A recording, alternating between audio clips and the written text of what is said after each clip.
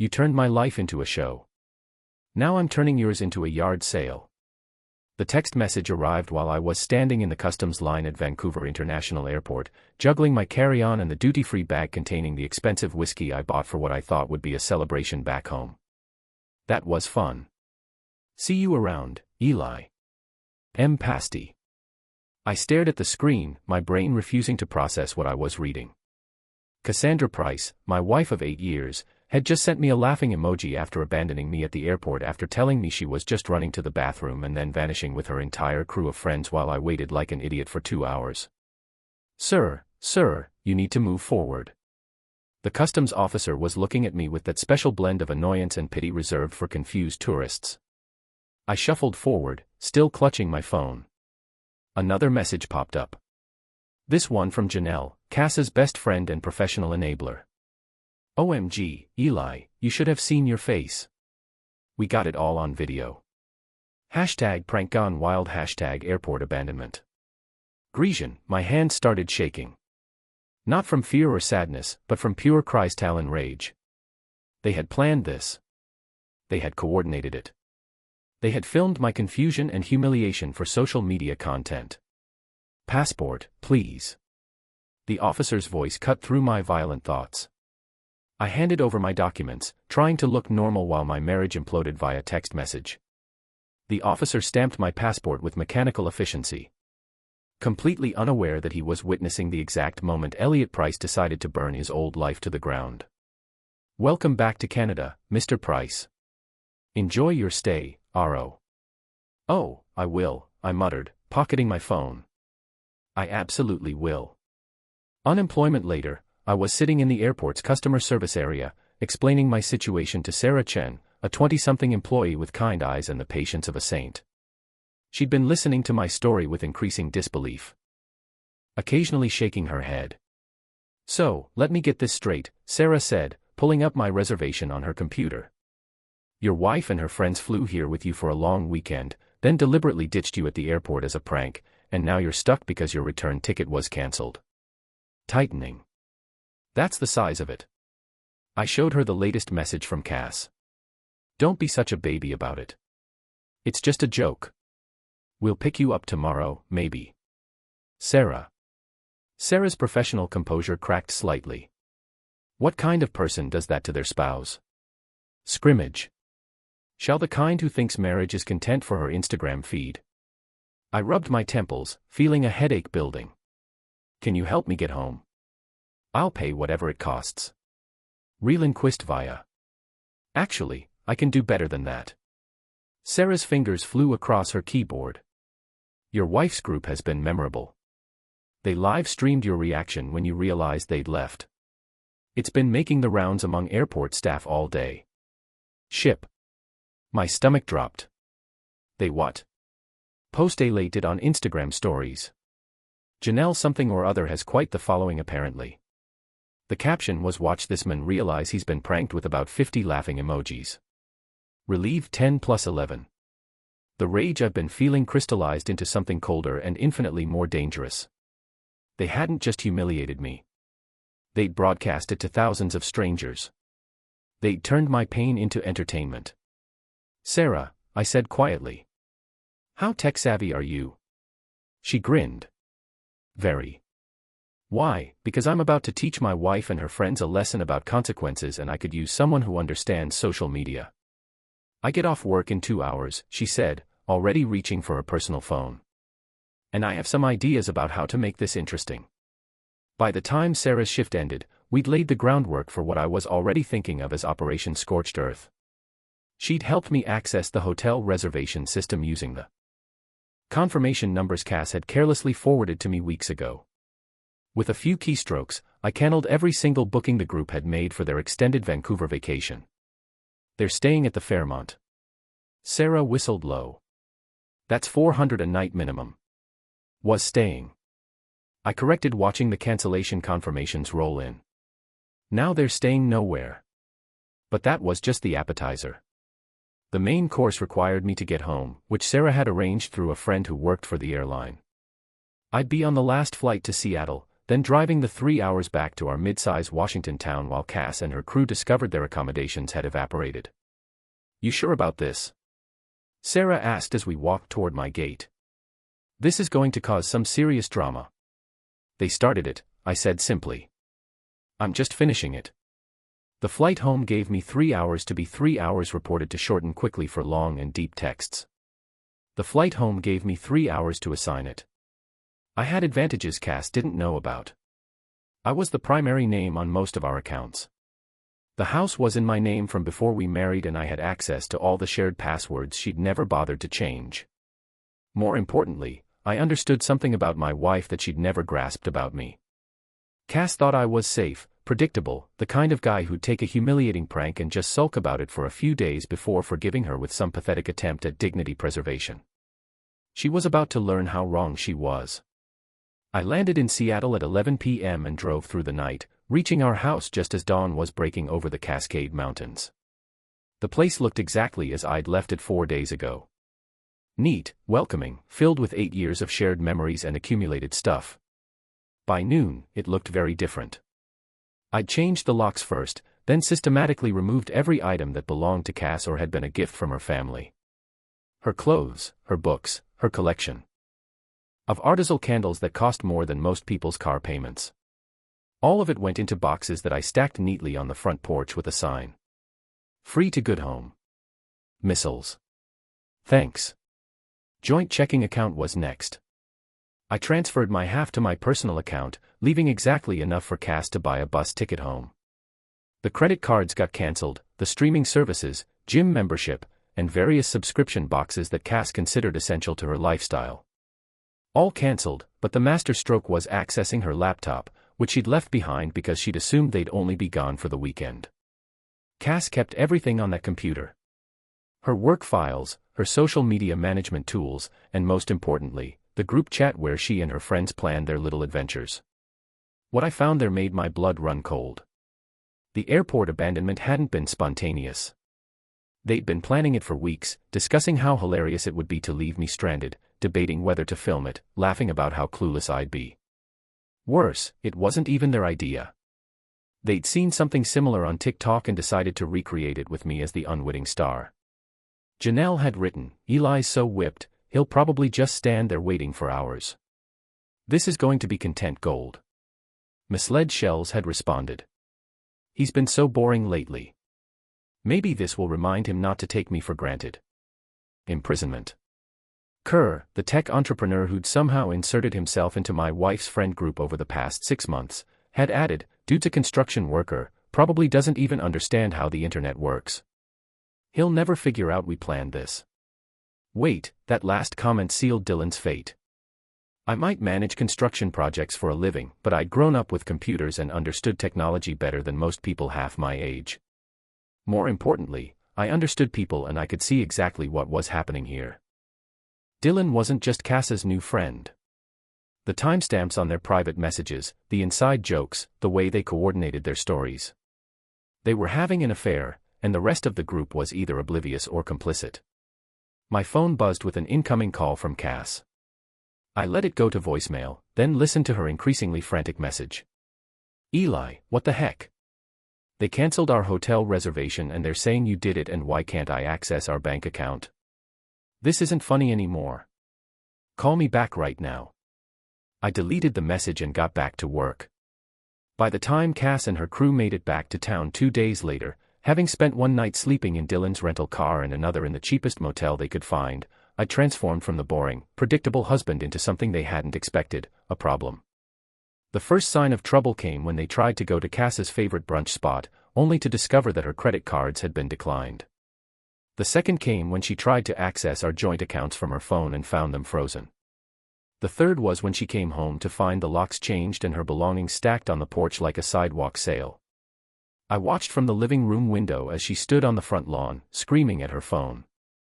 Janelle and Dylan flanked her like confused bodyguards, clearly out of their depth in a situation that couldn't be solved with hashtags and influencer connections. When Cass started pounding on the door, I opened it just wide enough to speak through the chain. "Can I help you?" I asked politely. "What the heck is wrong with you?" she shrieked. "Let me in." This is my house, too. Actually, it's not. I held up the deed, which I'd retrieved from our filing cabinet. House is in my name. Bought it 3 years before we met, remember? You're welcome to take your things, though. I left them outside for you. You can't just kick me out. I'll call the police. Go ahead, I shrugged. Tell them your husband changed the locks on his own house after you abandoned him in a foreign country as a prank. I'm sure they'll be very sympathetic. Dylan stepped forward, puffing out his chest like he was about to intimidate me. Look, man, this has gone far enough. Cass made a mistake, but you're being crazy about it. I looked at him through the gap in the door, taking in his expensive haircut, his designer clothes, his soft hands that had never held anything heavier than a smartphone. Dylan, right, the tech entrepreneur. I smiled. Funny thing about technology, it keeps records of everything, including text messages about affairs. The color drained from his face. Behind him, Cass went very still. I don't know what you're talking about, Dylan said, but his voice cracked slightly. Sure you don't. I pulled out my phone and started reading from their private message thread. Can't wait to get rid of the dead weight so we can finally be together. That was you, Dylan, from last Tuesday. Want me to keep going? Jelle's mouth fell open. She turned to stare at Cass and Dylan, the pieces finally clicking together. You two are, oh my God, Cass. You said you were just friends. It's not what it looks like, Cass said quickly. But the damage was done. Her carefully constructed friend group was imploding in real time. Actually, it's exactly what it looks like, I said. But here's the thing. I don't care anymore. You want to be with Dylan. Congratulations. You want to humiliate me for social media content. Mission accomplished. But you don't get to do it from my house using my money while pretending to be the victim. I closed the door and walked away, leaving them to argue among themselves on my front lawn. Through the window, I watched Janelle storm off, her phone already out to spread the news to their extended social circle. Dylan and Cass were left standing among the boxes of her belongings, looking like exactly what they were. Two people who'd gotten in over their heads. But I wasn't done with them. Not even close. That evening, I called my old friend Mike Patterson, who'd gone to law school instead of following me into construction. Mike had always been the smartest guy in our high school class, and he'd built a successful practice handling divorces and civil litigation. Eli. Jesus. I heard about what happened at the airport. Cass really did that. She did. And now I need to make sure she can't do it again. In prison. What do you mean? I mean I want a divorce, Mike. And I want to make sure she doesn't get to rewrite history and play the victim. Can you help me with that? Absolutely. Especially if you've got documentation of the affair and the public humiliation. Washington's a no-fault state, but judges still don't like it when people act like a-holes. I've got documentation, lots of it. Good. Bring everything to my office tomorrow. We'll file papers by the end of the week. Unwilling, I hung up. I poured myself 3 fingers of the whiskey I'd bought in Vancouver. The bottle that was supposed to celebrate our anniversary, but would instead toast the end of our marriage. It tasted like victory and regret in equal measure. My phone buzzed with another message from Cass. We need to talk. This is getting out of hand. Rinse. I typed back. You're right. See you in court. Then I blocked her number and went to bed in my own house in my own bed for the first time in years, feeling like I could breathe. The next morning brought a surprise I should have seen coming. Sarah Chen was standing on my front porch with 2 cups of coffee and a laptop bag, looking like she'd driven all night from Vancouver. You look terrible, she said by way of greeting. Thanks. You look like you should be at work in another country. I took some vacation time. Figured you might need backup for whatever comes next. She handed me one of the coffees. Plus, I've been thinking about your wife's little friend group, and I have some ideas. I let her in, grateful for the company and the continuous especially I tried to work. I let her in according for the company and the caffeine.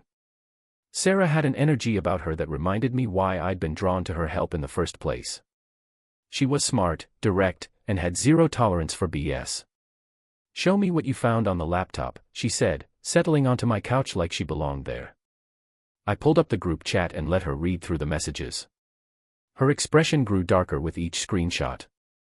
These people are sociopaths, she said finally. Look at this. They planned the whole thing like a military operation. Who does that? People who think other people exist for their entertainment. Well, they're about to learn different. Sarah opened her laptop and cracked her knuckles. I've been doing some research on your wife's friends. Want to see what I found? For the next hour, Sarah walked me through what she'd discovered about Cass's social circle. Janelle's influencer career was built on borrowed money and fake engagement. Dylan's tech startup was hemorrhaging investor cash and facing a workplace harassment lawsuit from a former employee. The other members of their group were equally fragile. Their polished social media personas hiding debt, failed relationships, and various minor scandals. They're all one bad week away from their lives falling apart, Sarah explained. That's probably why they're so desperate for content and drama. They need the distraction from their own problems. So, what do we do with that information? Sarah grinned. We give them the drama they want, but not the kind they're expecting. Her plan was elegant in its simplicity. Instead of trying to hide from the public humiliation Cass had orchestrated, we'd lean into it. Sarah would help me create my own social media presence, telling my side of the story with receipts and documentation. We'd expose the affair, the premeditated nature of the airport prank, and the toxic dynamics of their entire friend group. The internet loves a good revenge story, Sarah explained. Especially when the victim fights back smart instead of just getting mad. I'm not sure I want to be internet famous. You won't be, but they will be. And not in the way they want. We spent the rest of the day setting up accounts and preparing content. Sarah was a wizard with social media, understanding the algorithms and psychology in ways that made me feel ancient despite being only 15 years older than her. By evening, we'd created a Twitter thread, an Instagram account, and a TikTok video that laid out the entire story with military precision. The airport footage that Janelle had posted became evidence of premeditation. The text messages became proof of the affair. The financial manipulation became documentation of my measured response to betrayal. Ready? Sarah asked, her finger hovering over the post button. Do it. Dismantle was immediate and overwhelming. Within an hour, we had hundreds of shares and comments. By midnight, the story had spread to Reddit, Facebook, and various gossip blogs. The consensus was clear. Cass and Dylan were garbage humans who'd gotten exactly what they deserved. But the real fireworks started the next morning when Janelle woke up to find her mentions flooded with people calling her an enabler and demanding that brands drop their sponsorship deals with her. By noon, she'd lost 3 major partnerships and was posting teary-eyed apology videos that only made things worse. Dylan's startup faced a different kind of reckoning when his investors started asking questions about his judgment and character. It's hard to pitch yourself as a trustworthy business partner when the internet is full of screenshots showing you helping to orchestrate cruel pranks on innocent people. But Cass got the worst of it. Her PR firm, which specialized in reputation management for local businesses, couldn't afford to keep an employee who'd become synonymous with toxic behavior. She was fired via email with her former boss noting that her personal brand conflicts with our company values.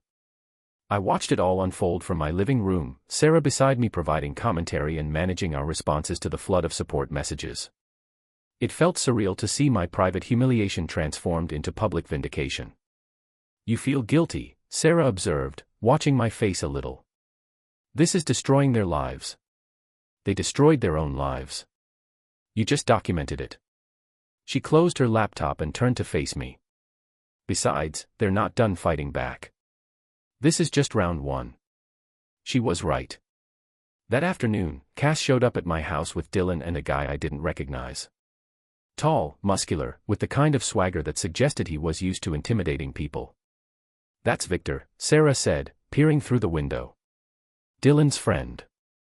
I saw him in some of the social media posts from their Vancouver trip. Great. They brought muscle.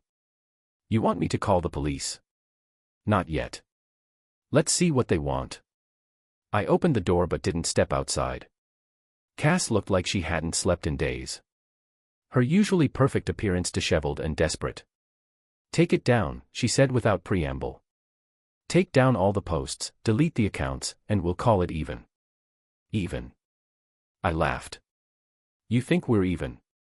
You've humiliated us enough, Dylan said. Janelle lost her sponsorships. I'm having problems with my investors. And Cass lost her job. Isn't that enough revenge for you?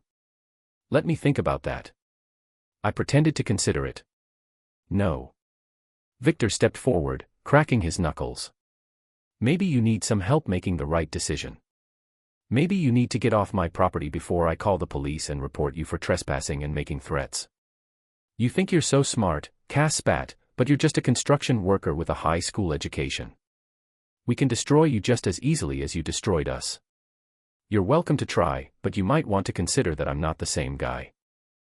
You abandoned at the airport. That guy was trying to save his marriage. This guy is trying to end it as painfully as possible. I closed the door and watched through the window as they argued among themselves. Victor wanted to escalate, but Dylan and Cass were smart enough to realize that anything they did now would just make their situation worse. They left, but I knew they'd be back. People like them always escalated when they felt cornered. The question was what they'd try next and whether I'd be ready for it. This isn't over, Sarah said, echoing my thoughts. No, but we're winning far. What's the next move? We smiled, thinking about the conversation I'd had with Mike that morning. We make it official. Tomorrow, Cass gets served with divorce papers, and then we really get to have some fun. We're served at 9 a.m. on a Thursday, delivered to the cheap motel where Cass had been staying since I'd locked her out of the house. According to Mike, the process server said she'd gone completely ballistic, screaming about how I couldn't just end our marriage without giving her a chance to fix things. She seems to think this is all still salvageable, Mike told me over lunch. Her lawyer called this morning wanting to discuss reconciliation. What did you tell him? That my client is seeking dissolution of marriage based on irreconcilable differences, adultery, and intentional infliction of emotional distress, and that we have documentation for all of it.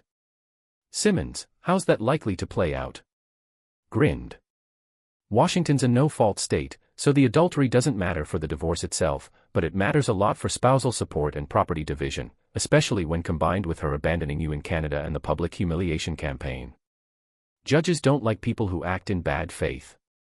Meaning, admiration, meaning she's probably going to walk away with whatever she brought into the marriage and not much else. The house is yours. The retirement accounts are mostly yours. And she's got no claim to spousal support given the circumstances strapped than I'd hoped for. But I knew Cass wouldn't go quietly. She'd built her entire identity around being the victim of other people's bad behavior. And accepting responsibility for the destruction of our marriage would require a level of self-awareness she'd never demonstrated. I was right. That evening, she launched her counterattack. Sarah and I were at my house working on a response to a journalist who wanted to write about our story when my phone started buzzing with notifications. Someone had created a fake social media account in my name and was posting increasingly unhinged rants about women, marriage, and revenge. This is pretty sophisticated, Sarah said, scrolling through the fake posts. They're using photos from your real accounts and mimicking your writing style. If you didn't know better, you'd think you'd actually posted this stuff. Fake posts painted me as an obsessive, controlling husband who'd snapped when his wife tried to leave him. They included fabricated screenshots of text messages where I supposedly threatened Cass and her friends, along with doctored photos that made me look unstable and dangerous. Dylan's handiwork, I said, recognizing the technical sophistication. He's trying to flip the narrative and make me look like the crazy one. It's working, too. Look at the comments. Pesticide, who'd been supporting me just hours earlier, were now questioning whether they'd gotten the full story. The fake posts were being shared widely with commenters expressing concern for Cass's safety and criticizing the mob mentality that had destroyed her life based on one side of the story. What do we do? Sarah asked. We prove they're fake and then we end this once and for all. The next morning, I called in a favor for my old friend Jake Morrison, who worked in cybersecurity for a major tech company.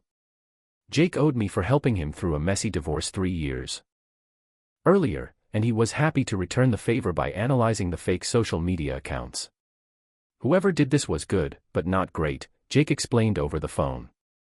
They used a VPN to hide their location, but they made some basic mistakes with the metadata on the photos and the IP addresses on the account creation. Give me a few hours and I'll have everything you need to prove these are fake. While Jake worked his magic, Sarah and I prepared for what I was starting to think of as the nuclear option. If Cass and Dylan wanted to play dirty, I was ready to show them exactly how dirty things could get. I'd been holding back one piece of information that I discovered in Cass's laptop. Evidence that Dylan's startup was essentially a Ponzi scheme using new investor money to pay fake returns to earlier investors while Dylan and his partners siphoned off cash for personal expenses. It was the kind of fraud that could result in federal charges, and I had emails and financial documents that proved it. "You sure you want to use this?" Sarah asked, looking at the evidence I'd compiled. "This could send him to prison." "Miss, he tried to destroy my reputation and my life. He's been stealing money from investors while sleeping with my wife. I think prison's exactly where he belongs." By afternoon, Jake had provided the technical evidence proving the social media accounts were fake, complete with digital fingerprints that traced back to Dylan's computer. Sarah helped me package everything into a comprehensive response that not only cleared my name, but exposed the lengths to which my enemies had gone to discredit me. But I didn't stop there. I also sent the evidence of Dylan's financial crimes to the FBI's White-Collar Crime Division, the State Attorney General's office, and a financial journalist who specialized in startup fraud. The response was swift and devastating. Within hours, Dylan's fake social media campaign had backfired spectacularly, with people expressing outrage that he tried to manipulate them with fabricated evidence. The revelation that he was also apparently running a fraudulent business scheme turned him from a sympathetic figure into a pariah. By the end of the week, Dylan was facing federal investigation. His investors were demanding answers and his business was collapsing.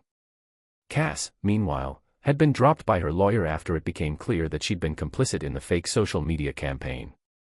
"It's over," Sarah said, watching the latest news coverage of Dylan's legal troubles. "They can't come back from this. Not one more thing I need to do." That weekend, I drove to the country club where Cass and her friends used to hold their weekly brunches, the place where they'd planned their various schemes and laughed about their victims. It was also where Cass's family had their membership, and where her parents were likely to be having their usual Sunday meal. I found them at their regular table on the terrace, looking uncomfortable as other diners whispered and stared. The story had become local news and everyone knew who they were.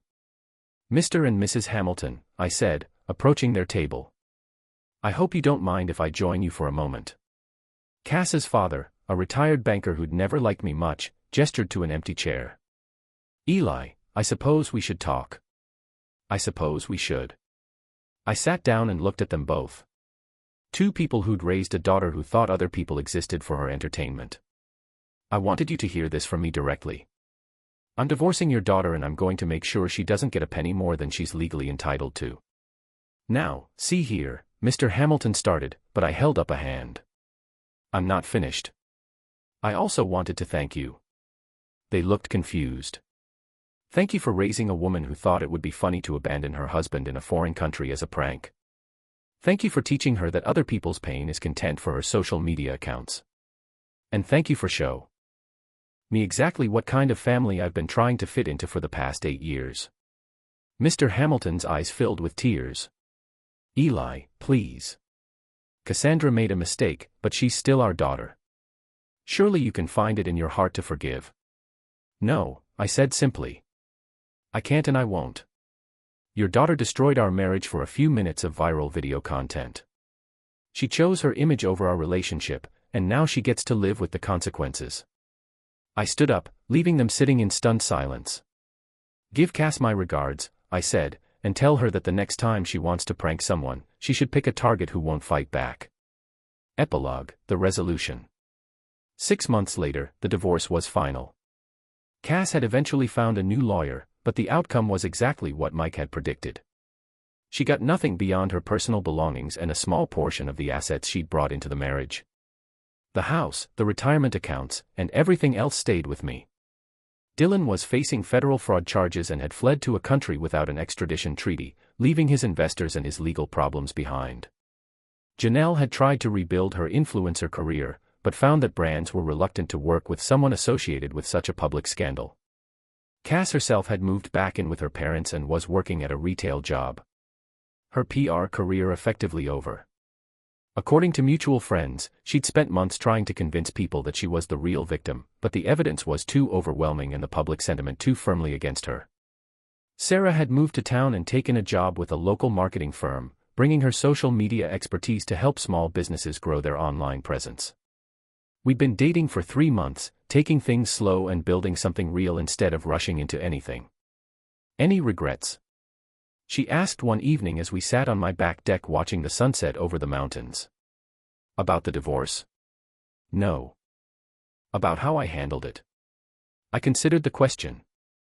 Maybe I could have just walked away quietly, filed for divorce, and moved on with my life.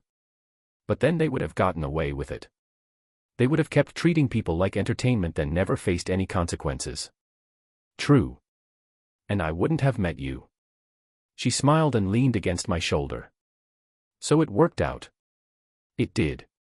Though I have to admit, I never expected my marriage to end with my wife becoming an internet cautionary tale about the dangers of toxic social media behavior. Life's funny that way. You think you know how your story is going to end and then someone abandons you at an airport and everything changes. I thought about that as the sun disappeared behind the mountains, painting the sky in shades of orange and pink. A year ago, I'd been married to a woman who saw me as a prop in her social media performance. Now I was free, financially secure, and building something real with someone who actually valued me as a person. Cass had been right about one thing. The airport prank had changed everything, just not in the way she'd expected. My phone buzzed with a text message from an unknown number. For a moment, I wondered if it was Cass trying to reach out from a new phone, but the message was from someone else entirely. Mr. Price, this is Jennifer Walsh from Walsh & Associates. We represent several of Dylancer's former investors who are interested in pursuing civil litigation. Would you be available to discuss your role in exposing Mr. Kerr's fraudulent activities? Showed the message to Sarah, who read it and whistled low. They want you to testify against Dylan. Looks like it. Apparently, the evidence I provided to the FBI is going to be crucial in their case. You going to do it? I don't know. Oh, Dylan's smug face when he tried to intimidate me on my own front porch. About his role in the fake social media campaign. About all the investors he'd stolen from while living his lavish lifestyle. Yeah, I said, typing back a response. I think I am. Because sometimes when people try to destroy your life for their own entertainment, the best revenge isn't getting mad. It's making sure they face every single consequence of their choices, no matter how long it takes. And sometimes if you're really lucky, you come out the other side stronger than you were before. 6 months after that, I was sitting in a federal courthouse in Seattle watching Dylan Kerr get sentenced to 8 years in prison for securities fraud. He'd been extradited back to the United States after his money ran out and his safe haven country decided he wasn't worth the diplomatic trouble. Cass was in the gallery looking older and sadder than I remembered. Our eyes met briefly as I left the courtroom, and for a moment, I saw something that might have been regret, or maybe just self-pity. With Cass, it was always hard to tell. I didn't stop to find out. I had a life to get back to, and she was no longer part of it. Outside the courthouse, Sarah was waiting with coffee and a smile. How did it go? 8 years.